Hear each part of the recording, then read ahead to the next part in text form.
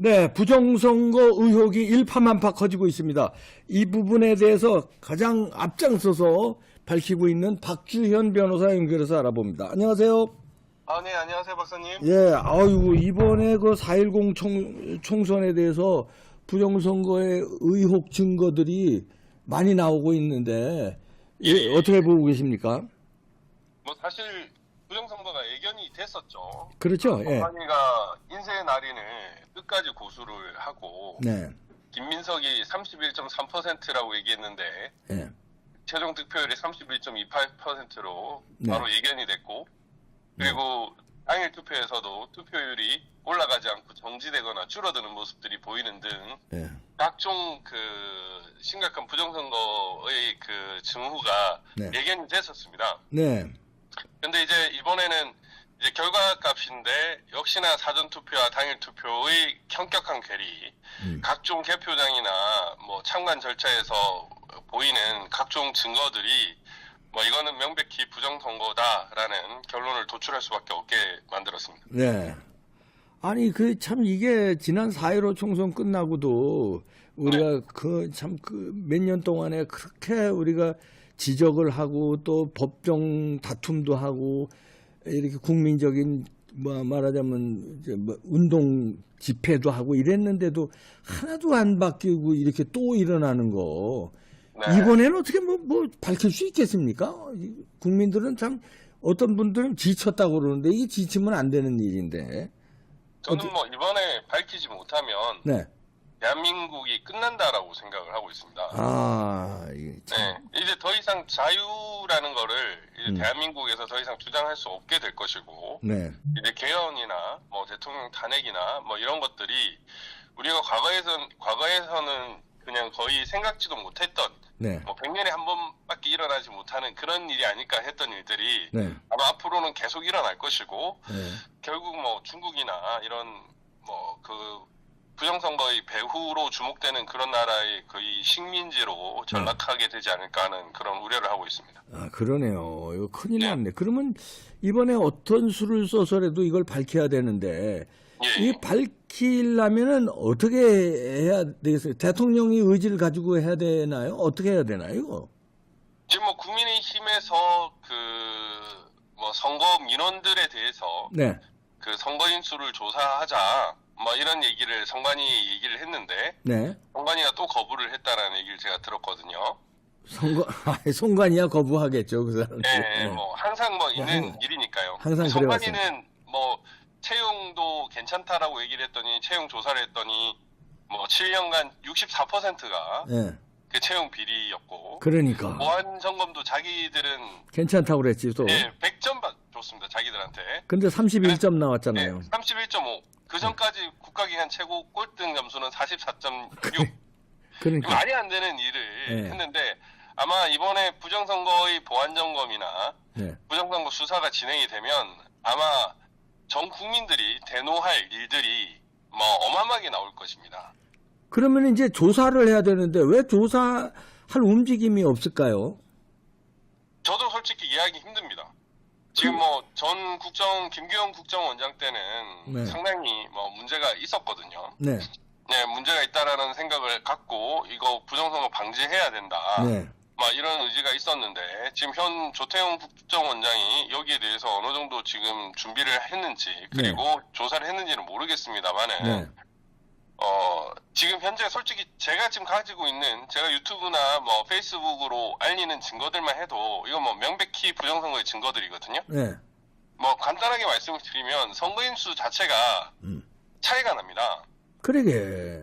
예, 용인 기흥의 구성동 1투표소에 비례 선거인 수가 3,569명이에요. 네. 근데 지역 선거인 수는 3,564명이에요.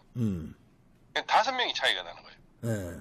청남동도 비례 선거인 수는 2,723명인데 지역 선거인 수는 2,719명이에요. 이게 4명이 차이 나는 거예요. 아니 그게 전국적으로 여러 군데서 나왔잖아요. 우리가 어마어마하게 나왔습니다. 밝혀진 것만 밝혀지지 않은 건 또 얼마나 많겠습니까? 또. 네. 아니 그 좀 차이가 큰 걸 좀 말씀드리면 네네. 관내 사전 투표. 관내 사전 투표. 그 김포 관내 사전 투표인데요. 네. 비례 투표소가 27,354개예요. 네. 근데 지역 투표소는 27,393개입니다. 네. 그러니까 39표, 39표가 차이가 나는 거예요. 아, 이게 참 이렇게 차이 나면 한 장이라도 차이 나면 그게 이게 부정선거 아닙니까? 아니, 그러니까 요거는 비례투표수가 39표 많은 건데요. 네. 부천 원미 중사동, 중동의 사동 그 투표소는 네. 관내 사전 투표가 비례 투표소는 5,294개인데요. 네. 지역 투표소는 5,237개. 57표가 차이 납니다. 오히려 이거는 지역 투표소가 또 많아요. 하하. 이 김해에도 관내 사전 투표가 음. 비례 투표소는 26,120개인데 지역 투표소는 26,057개로 또 63표가 차이가 납니다. 이게 사전 투표, 관내 사전 투표에서 지역 투표수와 비례 투표수가 차이 날 수가 없는 거 아닙니까? 차이가 날 수가 없죠. 투표하는 사람이 비례도 찍고 지역도 찍어서 같은 봉투에 넣는 거 아니에요? 당연합니다. 근데 그러니까 어떻게 이게 다르냐고요? 나 이게 굉장히 이상하네. 이건 조작이 아니면은 있을 수가 없는 거예요. 뭐 그리고 나중에 쑤셔 넣었다 이런 얘기죠. 예. 네. 그리고 지금 무효표가 131만 표 가량 나오지 않았습니까? 네. 그 충격적인 것은 그 무효표가 어떤 거냐면 네. 하나도 안 찍은 백지표란 거예요. 아하, 이건 나중에 쑤셔 넣은 거구나. 예, 그러니까 뭐 여러 개를 찍었다고 해도 그것도 의심스러운 건데 네. 제가 이번에 그 대구 남구에 참관을 갔거든요. 네. 개표 참관을 하면서 제가 촬영도 하고 그랬는데 네. 이 보니까 비례대표 투표지들이 하나도 안 찍은 투표지들이 대다수인 거예요. 그러니까 숫자를 맞추기 위해서 이 생으로 그냥 투표지를 집어넣었다라는 것밖에 안 되거든요. 그러네요. 예, 이게 지금 2020년에 비례대표 투표지 그 무효표가 급증을 했고 이번에 더 많아지지 않았습니까? 네. 네. 예, 결국에는 그 이유는 그 숫자 맞추기용 비례대표 투표지였고 네. 그러다 보니까 전국의 무효표를 보다 보면 지역구 무효표도 상당히 문제가 많지 1,000표가 넘는 것도 있고 뭐 네. 그 김준혁이 있는 곳은 4,600표인가 이렇게 있지만 네. 비례대표 투표지 무효표를 보면요, 네. 야 어마어마하거든요. 네. 그 이유는 결국 숫자 맞추기용 그 투표용지, 빈 투표용지 투입이다. 이렇게밖에 상정을 할 수가 없습니다. 네. 야, 숫자 맞추기용으로 그렇게 우리가 의심하는데, 자 그렇다면 이제 증거들은 이렇게 많이 나오는데 이상한 것들이. 예. 그러면 이거 뭐 어떻게 수사를 해야 됩니까? 윤석열 대통령의 의지만 가지면 됩니까? 아니면 이현석 총장이 직권으로 할 수 있는 겁니까? 아니면 뭐 어떻게 해야 국민들은 할 수가 없잖아요. 데모하는 거밖에. 데모 그렇게 몇 년간 해도 뭐 고쳐지지 않았는데 어떻게 법원으로 가도 안 되잖아요. 법원하고 저기 선관위하고 한 통속이니까. 그래서 지금 일단은 형식적으로라도 네. 일단 선거 무효 소송은 뭐 저번처럼 다 낼 수는 없고 네. 뭐 비례대표 투표하고 전국 전부 다 전체 무효 소송을 내는 그런 방안을 지금 고민 중에 있고요. 예. 이 소송을 뭐 하나나 두 개 정도 내가지고 네. 전체 무효 소송을 하는 방안 그리고 저희가 이제 고소를 네. 계속 하는 방안을 이제 저희들은 이제 할 수 있는 것이고 네. 그리고 실제로 뭐 그 박사님께서 말씀하셨다시피 지금 뭐 대법원이 썩었지 않습니까? 네, 원순위 뭐 50억 클럽 뭐 이런 것들 때문에 뭐 이재명도 과거에 무죄 받은 전력이 있고 네. 지금 그 선거 무효 소송 역시도 126건이 엄청난 증거들에도 불구하고 전부 다 기각되는 그런 말도 안 되는 사법 만행, 사법 농단이 있었는데요. 아니 그 사법부하고 선관위하고 같은 조직이기 때문에 또 우리가 못 믿는 거 아니에요. 선관위원장이 대법관이고 다 같은 조직이잖아요. 지방선관위원장도 법원장이나 부장판사하고 다 그렇게. 예. 그러니까 이게 사법부하고 선관위가 엄청난 유착관계가 형성되면서 지금 엉터리 재판이 많이 된다고 되고 있거든요. 실제로 그 선관위원장들이 판사다 보니까 판사끼리 로비도 하고 그런다고 합니다. 네. 내가 이제 선관위원장이었는데 뭐 이 재판에서 그런 결과 나오면 내 체면이 좀 안 되니 좀 봐달라 뭐 이런 얘기도 그 과거에 이제 선관위원장을 역임했던 이제 변호사님 얘기를 들어보면 실제로 그런 일이 있었다고 하거든요. 예.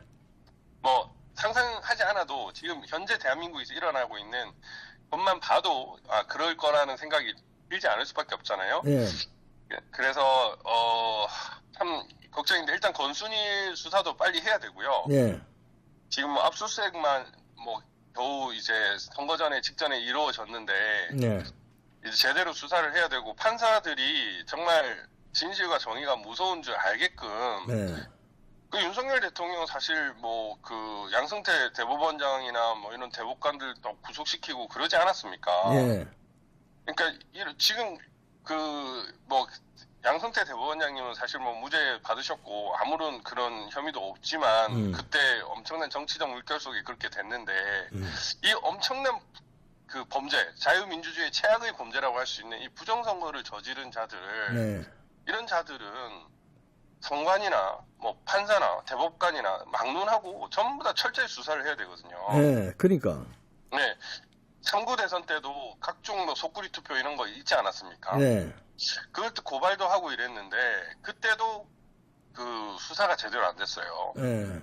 심지어 뭐 피고발인 조사도 제대로 안 한 걸로 알고 있습니다. 근데 철저히 수사를 하지 않으면 전 대한민국이 끝장이라고 보고 있거든요. 그러게요. 네.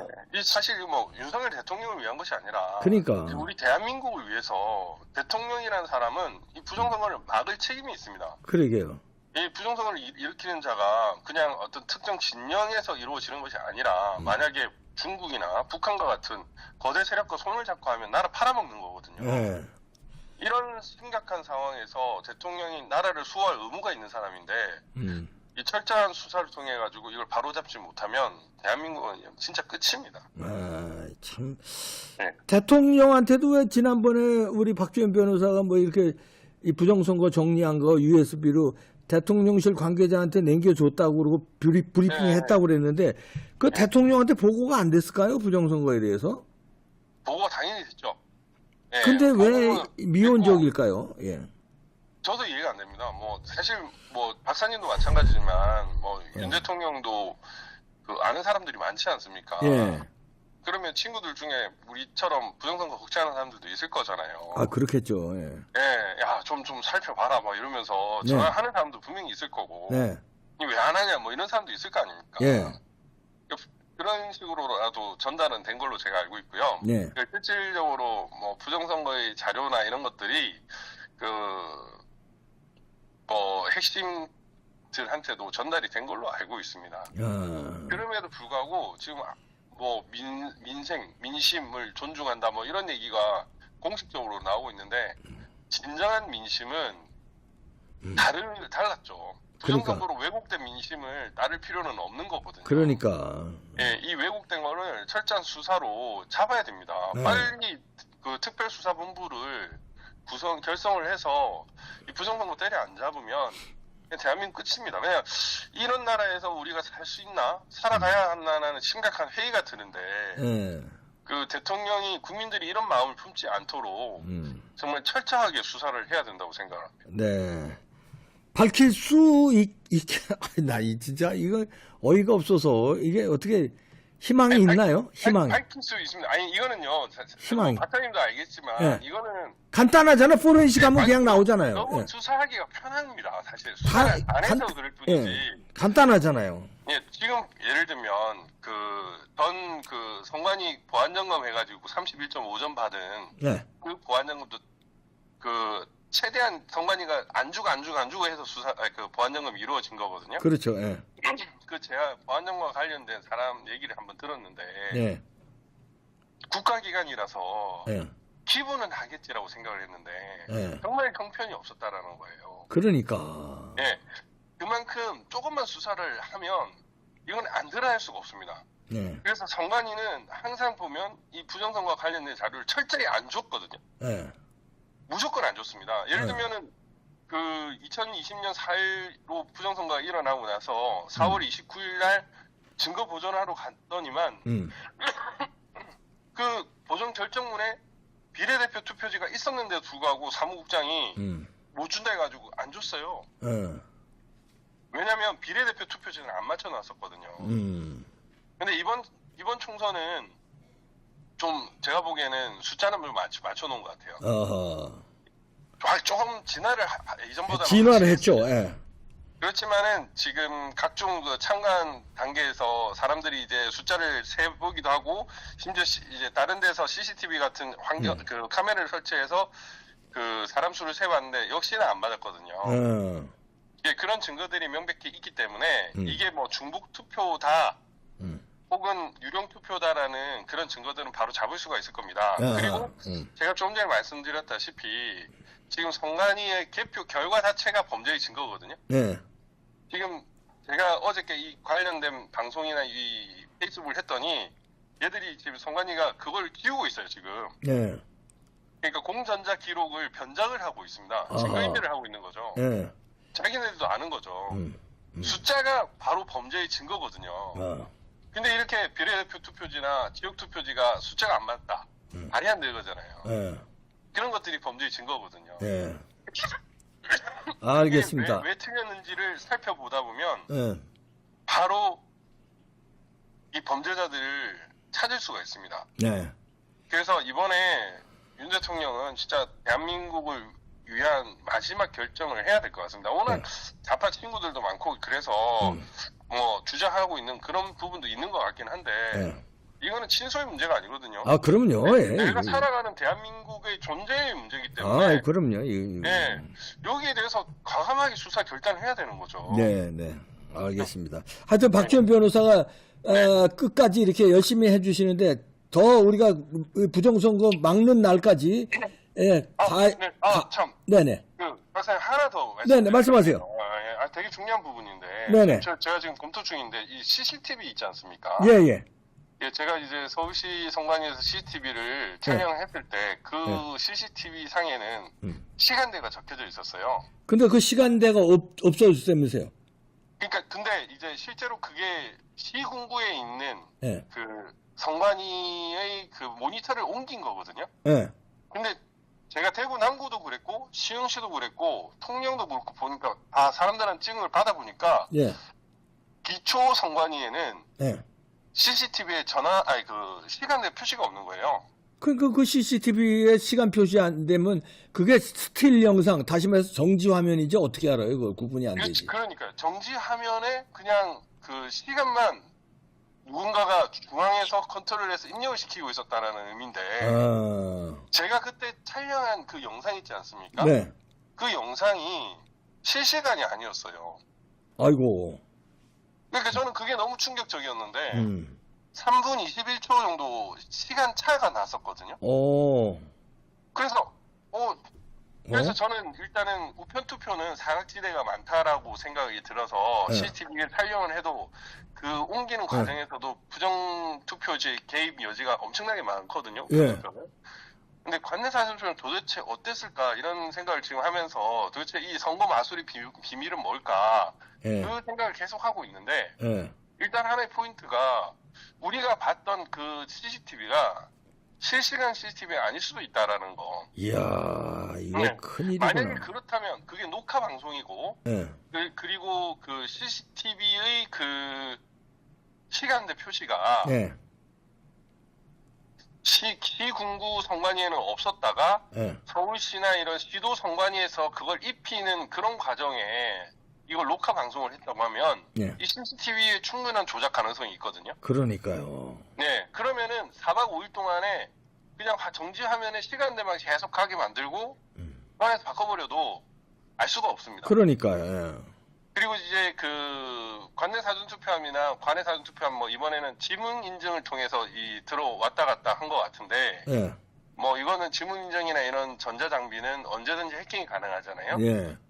그런 위험성이 항상 있고 그래서 지금 이 말도 안 되는 부정선거 이 조작 선거를 일으킨 이 선거 마술을 어떻게 밝힐까 뭐 이걸 좀 이 트릭이 뭘까 이런 걸 좀 고민하고 있는 상태입니다. 네, 열심히 고민해서 꼭 밝혀주시기 바랍니다. 네, 알겠습니다. 박주현 변호사였습니다. 감사합니다. 네, 감사합니다. 이야, CCTV가 실시간이 아니었다? 이게 무슨 CCTV야? 조작 TV지. 이런 거를 조사해줘야 돼요. 진짜 이거 왜 실시간이 아니었는지, 아니면 실시간이었는데 뭐가 잘못됐는지, 이걸 밝혀주시기 바랍니다. 여러 가지 의혹들을 밝혀달라는 거예요. 왜 밝히질 않냐 이거죠. 네, 마치겠습니다.